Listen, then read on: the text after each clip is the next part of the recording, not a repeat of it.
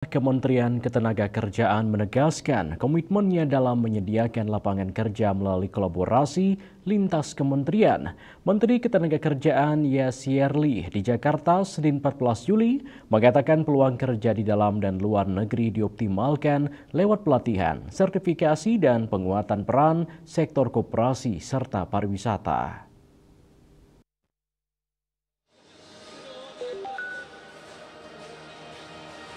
Kementerian Ketenagakerjaan memproyeksikan sejumlah langkah strategis dengan sejumlah kementerian dan lembaga guna membuka lapangan kerja baru bagi masyarakat di dalam dan luar negeri. Menteri Ketenagakerjaan Yasirli di Jakarta Senin 14 Juli memaparkan kerjasama tersebut antara lain dijalin dengan Kementerian Koperasi yang menyiapkan sekitar 2 juta lapangan kerja melalui Koperasi Desa Merah Putih. Selain itu dengan Kementerian Pariwisata yang membantu Kemenaker dalam pemetaan kebutuhan angkatan kerja pada destinasi wisata prioritas. Sementara untuk ranah luar negeri, Kemenaker mendukung penuh penempatan tenaga kerja dan program magang yang dikoordinasikan bersama Kementerian Perlindungan Pekerja Migran Indonesia.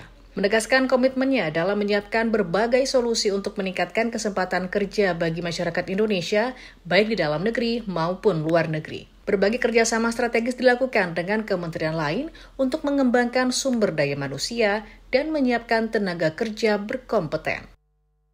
Ketenaga kerjaan, terutama kalau kita bicara harapan masyarakat terkait dengan lapangan kerja itu besar. Dan saya melihat bahwa solusi terkait dengan lapangan kerja ini adalah tugas bersama lintas kementerian.